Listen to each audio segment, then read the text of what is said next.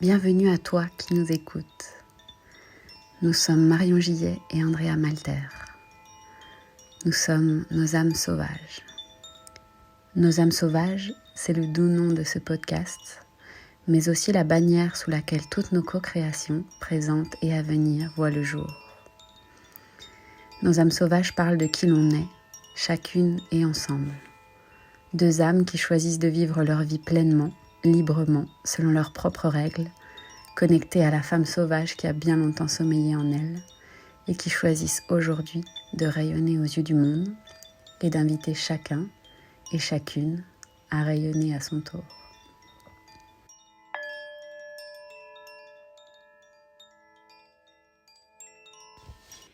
Bonjour à tous et à toutes, bienvenue dans notre deuxième podcast du programme Voix du Cœur par Nos âmes sauvages. Je suis Marion Gillet, je suis avec Andrea Malter et aujourd'hui on va vous parler d'un sujet qu'on a déjà abordé dans le premier podcast mais en allant un petit peu plus loin.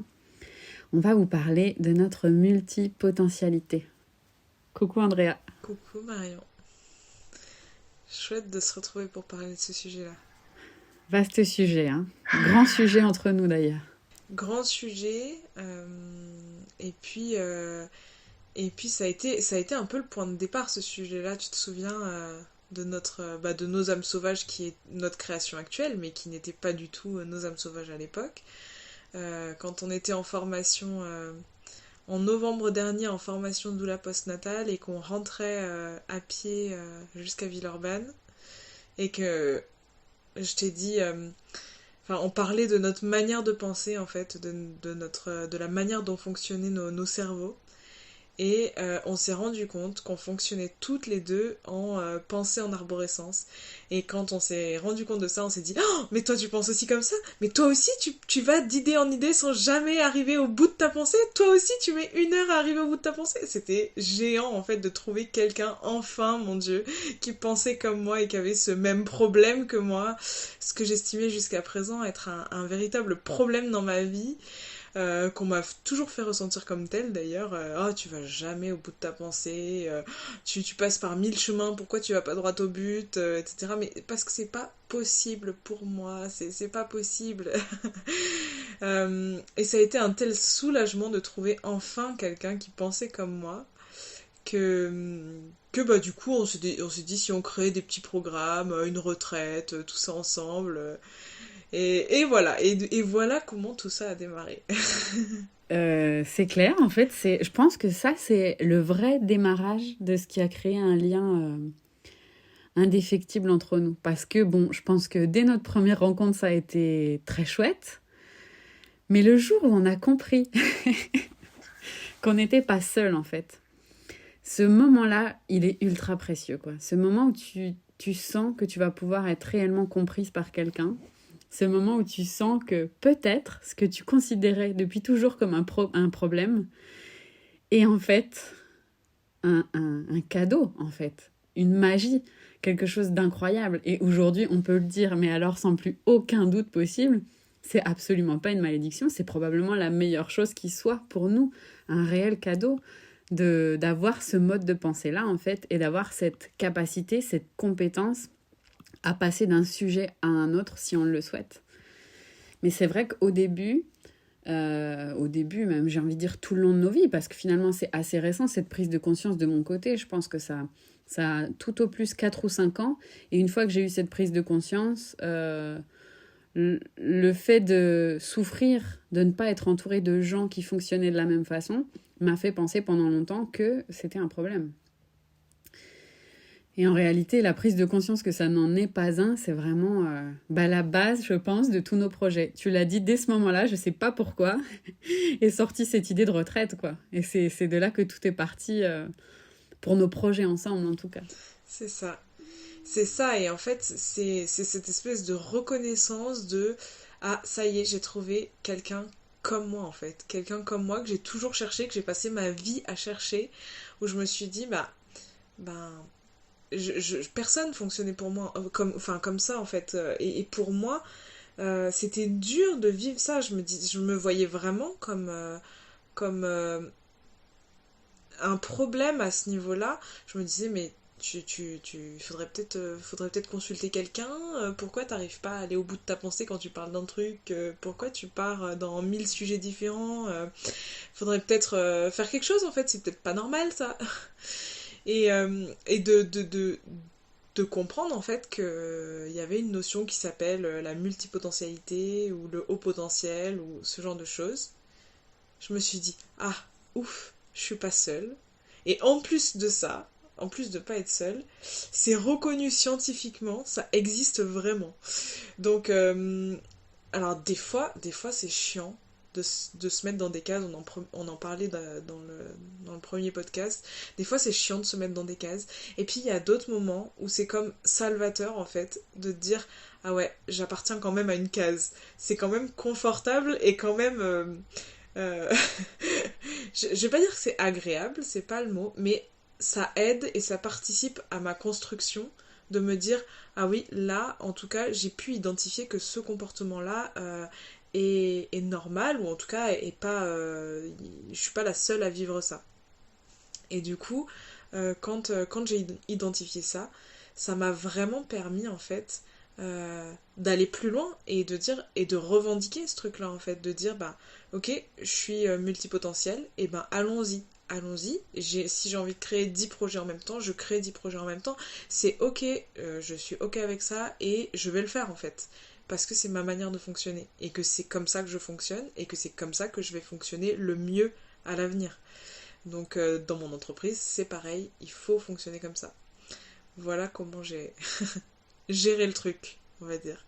Ce qu'il y a de totalement magique, c'est aussi de se rendre compte que donc, comme tu le dis, c'est un peu chiant ce truc de se mettre dans une case, mais pour moi, c'est la première étape. Reconnaître comment on fonctionne, parce que c'est aussi le premier pas pour faire la paix avec ça. Hein. Quand on a été en colère avec notre façon d'être toute notre vie, parce que ça nous a isolés, parce que ça nous a fait souffrir, parce qu'on se sentait incompris, la première étape, c'est de reconnaître, ben, je suis comme ça.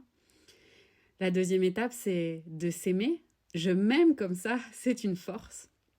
Et la troisième étape, je dirais, c'est de s'assumer. Je suis comme ça et je l'assume face au monde. Et qu'est-ce qui se passe une fois que enfin on l'assume face au monde, une fois que on le vit pleinement? Et bien ce qui se passe, c'est qu'on se rend compte qu'en réalité, on n'est pas du tout seul, qu'on est nombreux et nombreuses à être comme ça. Et c'est assez incroyable ce qu'on a vécu avec Andrea. Alors, on y revient toujours, mais dans nos cercles, dans nos retraites. Et la première fois qu'on a lancé nos ateliers Voix du Cœur, c'était fascinant de constater à quel point, quand on assume qui on est, eh bien, on attire à nous des gens qui vibrent sur la même fréquence, qui nous ressemblent, qui ont le même vécu. Et donc, j'imagine que si vous vous êtes retrouvés dans notre programme Voix du Cœur, si vous êtes dans le programme Voix du Cœur, ce qu'on vous dit aujourd'hui va totalement vous parler. Et vous allez sentir qu'enfin, vous n'êtes plus tout seul. Enfin, vous avez trouvé une tribu de gens qui fonctionnent comme vous. C'est ce qui s'est passé dans la retraite, par exemple. C'est incroyable de voir ces femmes qui viennent souvent, d'ailleurs, sont beaucoup venues avec la casquette de doula, et puis finalement proposent une quantité de services, d'offres merveilleuses, et faites à leur façon, qui partent à droite, à gauche, mais toujours dans quelque chose de cohérent. Moi, je la vois, la cohérence, dans tout ce qu'elles font et dans tout ce qu'on fait nous, tu vois. Voilà, juste, ça c'est magique, quoi. À partir du moment où on commence à l'assumer et à l'incarner pleinement, on n'est plus du tout seul. Et mon Dieu, qu'est-ce qu'on s'éclate entre multipotentiels. Totalement, totalement, c'est exactement ça. Et c'est beau ce cheminement que tu dis, parce que c'est exactement comme ça que je l'ai ressenti. Et le fait d'accepter et de s'aimer et de fonctionner comme ça et de même revendiquer ça, je dirais, du coup, ça libérait quelque chose et ça libère, je pense, vraiment ce flot créatif qui est en nous et qui demande juste à sortir comme un volcan. Et en fait, ça a vraiment eu cet effet libérateur. Et c'est vrai qu'avant, tu vois, moi, j'avais cette sensation comme de rien aimer à fond, en fait. J'aimais faire plein de trucs. Mais je trouvais pas, genre, le truc ou la chose passionnante que j'allais pouvoir faire tout le reste de ma vie. Ou même si on parle pas du métier, mais même dans les passions du quotidien, dans les passions, on va dire, comme les sports, les arts créatifs, etc. Je trouvais pas un truc à faire qui me passionnait et qui me transcendait au plus haut point. En fait, j'aimais faire plein de choses, sauter de l'une à l'autre quand j'en avais envie, quand j'en avais besoin aussi, parce que des fois nos corps réclament des choses et à d'autres moments plus du tout. Et du coup, les choses sont venues comme ça dans ma vie, fluctuaient. Un coup, j'allais vers une chose, un coup vers une autre. Des choses disparaissaient, d'autres choses arrivaient. Et vraiment, j'étais convaincue que j'étais pas normale à fonctionner comme ça, en fait, et que j'allais jamais rien trouver qui allait me fasciner à tel point que je pourrais faire ça toute ma vie. Et en fait, avec cette histoire de multipotentialité, quand j'ai compris que, en fait, c'était une croyance, tout ça, et qu'en fait, je pouvais vraiment mul- comment dire, multiplier les choses dans mon activité et combiner tout ça dans une seule activité et que c'était ok comme ça et que ça allait donner une activité qui me ressemble, incluant plein de choses différentes. Quand j'ai compris ça, en fait, ça a libéré quelque chose en moi, encore une fois, et là, je me suis dit, ok, c'est ça en fait ce que je veux faire, c'est juste que ce que je veux faire, ça n'existait pas. Il n'y avait pas une case pour ça. Et tu vois, c'est drôle parce que ma grand-mère, depuis que j'ai été enceinte de Garance, ma grand-mère maternelle qui est décédée est très très présente. Je la vois dans beaucoup de rêves. Elle est vraiment là. Enfin, je sais qu'elle m'accompagne en fait. Et c'est rigolo parce que quand j'étais plus jeune et que bon, je passais souvent les vacances d'été chez elle, souvent au mois d'août d'ailleurs, et on allait faire les courses de rentrée ensemble au magasin. Et moi, j'adorais ça. Faire les courses de rentrée, c'était ma passion en fait. J'adorais aller acheter mes cahiers tout neufs, des beaux classeurs, des beaux stylos. Enfin, vraiment, j'adorais ça. Et quand on y allait, et pourtant c'était à Grenoble, hein, donc quand je parle d'un magasin, c'est pas la petite supérette du coin, hein, c'est un grand carrefour, quoi, vraiment un grand magasin. Et on allait au magasin et je cherchais des trucs. Et on passait peut-être 2 heures, 3 heures dans le rayon pour que je prenne tous mes trucs, les cahiers, et tout ça coûtait une blinde cette histoire parce qu'évidemment je prenais pas les petits trucs moches en bas, là, tout en bas du rayon, je prenais toujours les beaux trucs. Et en fait, elle me disait tout le temps, des fois je parcourais les rayons comme ça, j'avais 12 ans, hein, 12-13 ans à ce moment-là, et je parcourais les rayons comme ça, et elle me disait, mais toi, de toute façon, le truc que tu veux, il n'existe pas encore, ils l'ont pas encore fait. Et j'ai cette phrase qui résonne dans ma tête, mais depuis des années en fait. Et ça revient là, ça me bouleverse parce qu'en fait ça revient beaucoup cette dernière année avec ma création d'entreprise et tout ça. Et chaque fois que je crée un truc, je me dis, bah ouais, en fait, je veux quelque chose, mais ça n'existe pas. Bah ok, bah donc faisons-le si ça n'existe pas. C'est comme ça qu'on s'est retrouvé à faire une retraite pour des mamans, des jeunes mamans, qui avaient toujours leur bébé avec elles et qui pouvaient pas se séparer de leur bébé. Alors on a fait une retraite, ok, pour des femmes, qu'on a accueillies avec leur partenaire ou avec leur maman pour certaines, partenaires et accompagnants qui sont venus s'occuper des enfants pendant que les mamans vivaient leur retraite et pouvaient penser à leur projet à 100%. Et c'était génial. Et c'est vraiment ce truc de créon, ce truc qui n'existe pas et qu'on aurait adoré avoir, en fait, dont on aurait adoré bénéficier nous-mêmes, quoi. Ouais, exactement. Beau récit, c'est exactement ça. Si ça n'existe pas, crée-le. Je crois que ça résume bien le point de départ d'à peu près tout ce qu'on fait. Trop chouette, merci pour ton partage. Moi, tu vois, je me reconnais vachement dans ce côté. Ah, j'aurais aimé avoir, tu sais, une passion, un truc là. Genre, ouais, moi, ma passion, c'est j'en sais rien, n'importe quoi, mais j'aurais aimé avoir une passion, un truc dans lequel me lancer à corps perdu. En tout cas, c'est ce que longtemps j'aurais aimé. Aujourd'hui, mon Dieu, si on me disait tu vas faire la même chose toute ta vie ou tu vas te passionner totalement pour un sujet, ça me hérisserait le poil parce que c'est pas comme ça que je fonctionne. J'ai besoin de picorer à droite, à gauche, j'ai besoin de savoir plein de choses sur plein de choses et c'est comme ça que fonctionne mon cerveau. Alors, ça a parfois été difficile ça dans ma vie parce que par exemple, moi j'ai exercé le métier d'ostéopathe pendant 5-6 ans Et pour moi, c'est un métier qui nécessite une expertise, de creuser totalement au fond d'un sujet, de connaître l'anatomie de fond en comble, etc. Et j'ai essayé de me faire rentrer dans cette case, j'ai essayé de tout mon cœur parce que ce métier-là, il est magnifique, il est merveilleux. Mais je sais pas, j'avais cette frustration. Et vous me direz, j'aurais peut-être pu aller picorer à droite à gauche, mais moi j'avais l'impression que ce métier-là, il impliquait une expertise dans laquelle je m'ennuyais à mourir en fait. Peut-être que pour certains c'est déjà vaste, l'anatomie, la physiologie, la nutrition, ok, mais pour moi ça l'était encore pas assez.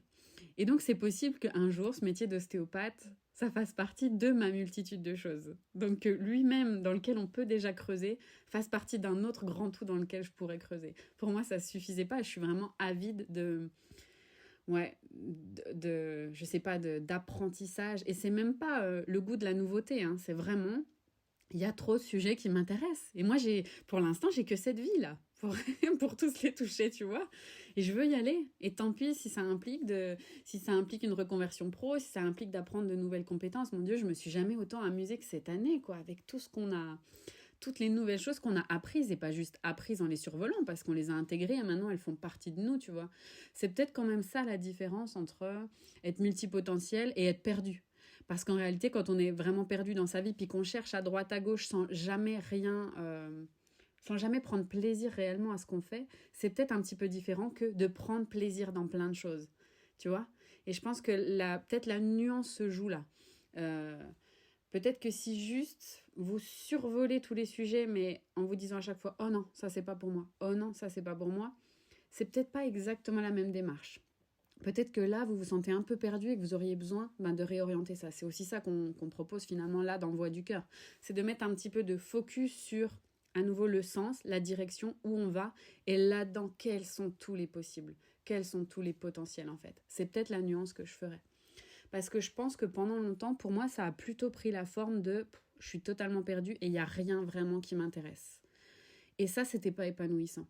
Toute cette partie de ma vie où j'avais pas compris que j'avais besoin d'être nourrie par plein de choses et où juste je testais en n'étant pas du tout alignée avec moi, en n'étant pas connectée à moi, je dirais que ça, pour le coup, c'était plutôt souffrant. Et c'était pas aussi épanouissant et agréable que ça peut l'être aujourd'hui. Pourquoi ? Parce qu'aussi, dans les multipotentiels, vous êtes très certainement nombreux et nombreuses à être aussi haut potentiel, à avoir un fonctionnement cérébral particulier. Et dans le haut potentiel, il y a généralement quand même une espèce d'aptitude sociale particulière. Hein. On n'a pas un rapport à l'autre totalement classique, totalement normal. Je pense qu'Andrea, ça te parle. Et alors, il y a quelque chose qui est assez fréquent chez les femmes au potentiel, quand même, c'est une énorme capacité à faire le caméléon social. C'est-à-dire, moi, je suis ultra sensible, je sens que je fonctionne différemment. Là, il y a deux options. Soit vous décidez d'être radicalement vous-même parce que vous n'avez pas le choix ou parce que vous le faites consciemment. Je pense que ça se rapproche plus de ce que toi, tu as fait. Tu nous diras, mais... Pour ma part, j'ai fait le choix de « Ok, moi, je veux pas souffrir, donc je vais m'adapter à chaque personne que je croise. » Le caméléon. Et en faisant ça, en s'adaptant à chaque personne qu'on croise et en s'intéressant à ce que chaque personne qu'on croise apprécie pour se faire apprécier, on se retrouve à faire des choses qui sont pas vraiment nous, en fait. Et on se perd un peu là-dedans. On se perd dans notre identité. Et là, ça devient extrêmement dur parce que après des années à faire le caméléon, à mettre des couches de manteau qui n'étaient pas à nous et qui ne nous convenaient pas vraiment juste en croyant que ça va nous éviter de souffrir. Hein. Je vous le dis tout de suite, ça fonctionne pas vraiment. Ou alors, on souffre moins, mais la vie est grise, quoi. La vie est grise. Et voilà, c'est ça qui a fait que pour ma part, en tout cas, avec ce choix conscient ou pas que j'ai fait pour pas souffrir, pour pas être isolée, pour pas être rejetée par les autres, de faire le caméléon, moi je me suis perdue dans mon identité, je savais pas qui j'étais et donc évidemment je savais absolument pas ce que j'aimais.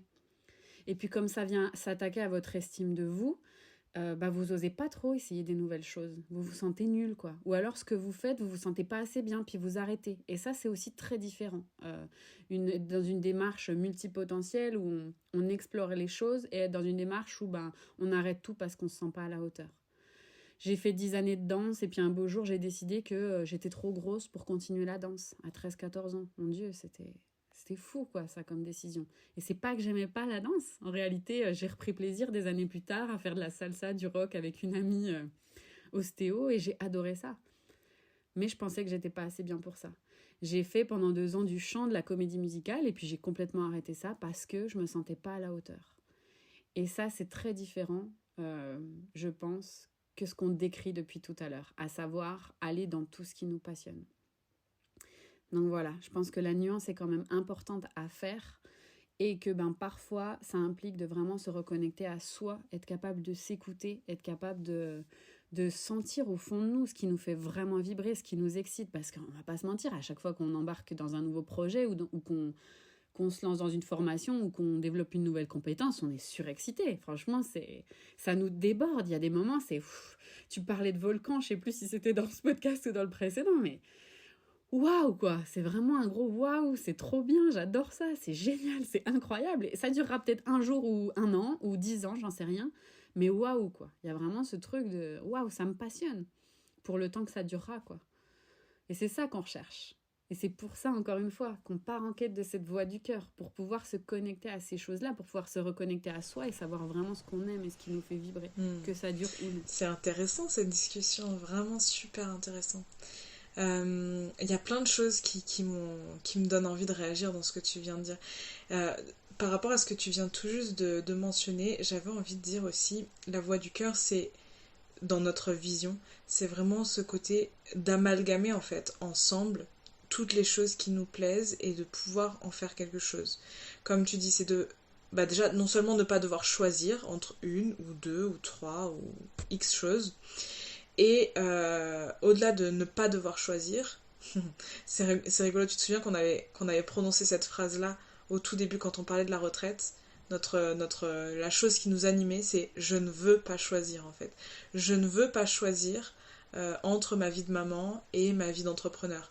Je ne veux pas choisir entre deux choses qui me passionnent tout autant l'une que l'autre. Je ne veux pas choisir entre différentes casquettes que je peux avoir, entre la casquette de doula, la casquette de moonwozer, la casquette de photographe. Je choisis pas parce qu'en fait, si j'étais que photographe, je m'ennuierais profondément à ne faire que ça. Si j'étais que doula, probablement que je m'ennuierais profondément à ne faire que ça. En fait, c'est la multiplicité qui fait que c'est intéressant pour moi cette activité-là. Et c'est le fait d'aller d'une chose à l'autre, d'accompagner des personnes différentes dans ces différentes sphères-là. Et au-delà d'accompagner différentes personnes, ça peut aussi se rejoindre en fait, tout simplement. Ça peut se rejoindre et par exemple, en fait, quand j'accompagne une femme en tant que doula, je peux aussi la retrouver dans la photo, ou je peux aussi la retrouver après, peut-être, pourquoi pas, dans une retraite, si elle a envie de changer de vie, elle aussi. En fait, c'est complémentaire tout ça. Et nous, comme tu dis tout à l'heure, nous, on la voit, cette complémentarité-là. Pour nous, elle est évidente, elle est là. On la visualise même presque quand on est des personnes assez visuelles. On la voit, cette complémentarité. On voit les choses interreliées entre elles. Donc c'est évident.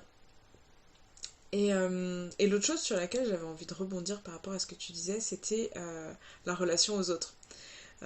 Moi, la phrase qui me vient, je vais la dire parce que la phrase qui me vient et que j'ai dit toute mon adolescence, c'est l'enfer c'est les autres de Sartre. C'était vraiment quelque chose qui était très présent chez moi en fait, tu vois, pour moi les autres c'était l'enfer en fait, vraiment, parce que j'avais la sensation d'être jugée tout le temps, parce que je pouvais pas être vraiment moi en fait. J'avais vraiment ce truc de tu vois, l'image qu'on donne aussi par rapport aux enfants souvent, et l'idée de mettre le couvercle en fait. Moi, je mettais le couvercle sur moi en fait, parce que juste, je voyais que c'était pas acceptable d'être moi-même et que c'était pas ok en fait d'être soi et d'être épanoui, d'être enthousiaste, d'aimer faire plein de trucs. Je me sentais jugée pour ça, je me sentais jugée parce que du coup j'étais multipassionnée, là où d'autres gens étaient passionnés peut-être par rien, ou en tout cas ne manifestaient pas spécialement de passion, puis vivaient leur vie, vivotaient leur petite vie comme ça, puis probablement que ça leur convenait. Mais en fait, je voyais très bien que moi, ma manière de fonctionner, ça dérangeait. Donc si tu veux, une phrase que ouais, j'ai longtemps dite et longtemps pensée, c'est l'enfer c'est les autres. Et, et je l'ai longtemps pensé. Vraiment, c'était fort. Ça venait me chercher sur une sphère qui a toujours été difficile pour moi.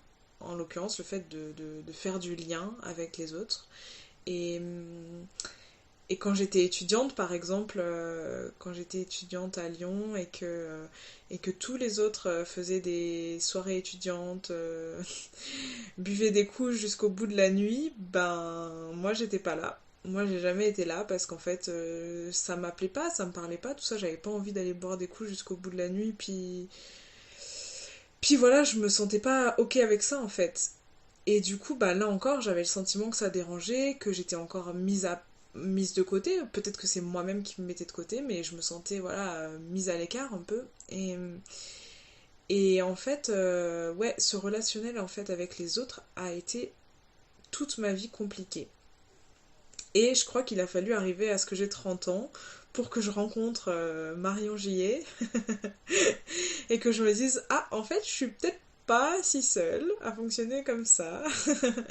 Et peut-être qu'en fait c'est juste que j'avais pas trouvé les bonnes personnes avec qui créer et avec qui être pleinement moi-même. Et du coup quand j'ai enfin euh, touché du doigt en fait cette voix qui m'appelait et cette chose qui revenait, que mon intuition me faisait vraiment bien sentir depuis un petit moment, mais que je me refusais à accepter en fait.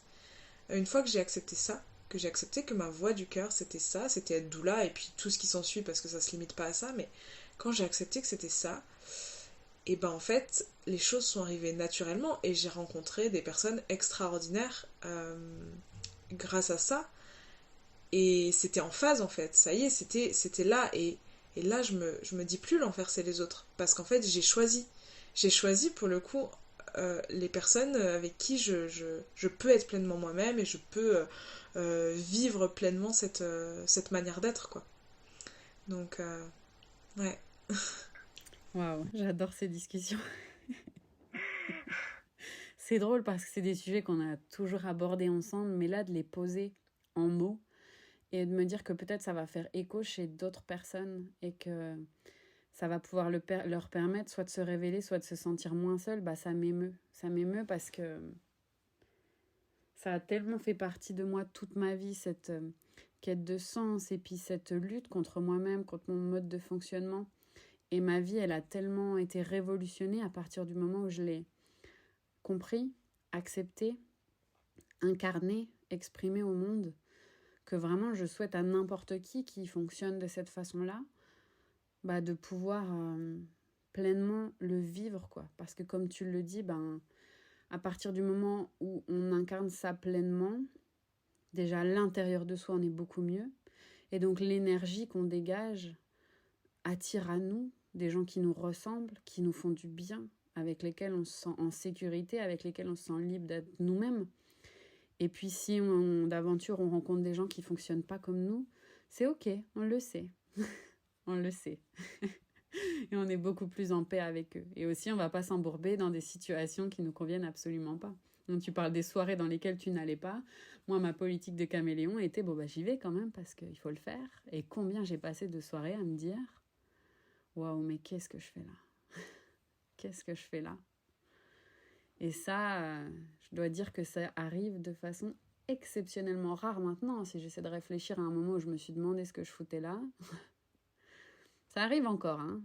Parfois, il y a les vieux, je sais pas, les vieux systèmes, les vieux schémas qui remontent, hein, mais ça n'a plus rien à voir. Au quotidien, ça n'a plus rien à voir.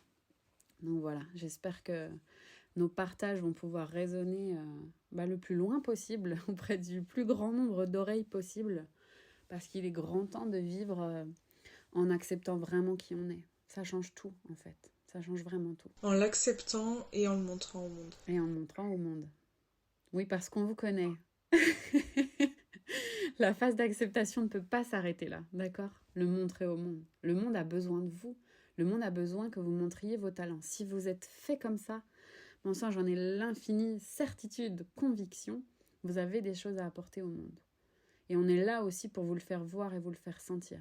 Parce que si Andrea et moi, d'une manière ou d'une autre, dans nos discours, dans notre façon d'être, dans ce qu'on propose, on vous inspire, dites-vous bien que vous pouvez faire ça pour d'autres. Vous pouvez être cette personne qui va inspirer son entourage, qui va inspirer une personne, 10 personnes, 1000 personnes, un millier de personnes. Qu'est-ce que j'en sais ? Vous pouvez être cette personne. C'est une certitude. Voilà, c'est tout pour aujourd'hui. Merci beaucoup à vous qui nous avez écoutés. Si vous faites partie du programme Voix du Cœur, on se retrouve très bientôt pour la suite. Si vous n'en faites pas encore partie, eh bien, n'hésitez pas à aller découvrir ce programme qu'on a créé avec nos tripes, avec nos âmes, avec notre cœur, et qui parle précisément de tout ce qu'on évoque dans ce podcast. Merci Andrea. Merci à toi. À bientôt. À bientôt. Si vous avez aimé ce podcast, s'il vous a apporté quelque chose, on vous invite à lui mettre 5 étoiles sur vos applications préférées d'écoute de podcast. Et si vous êtes intéressé à rejoindre notre programme Voix du Cœur ou tout simplement à savoir un petit peu ce qu'on propose, je vous invite à nous rejoindre sur notre compte Instagram, Nos âmes sauvages, et très bientôt sur notre site internet. N'hésitez pas à partager notre podcast, à en parler autour de vous. C'est comme ça que nous allons pouvoir toucher un maximum de personnes. On vous embrasse très fort et on vous dit à bientôt.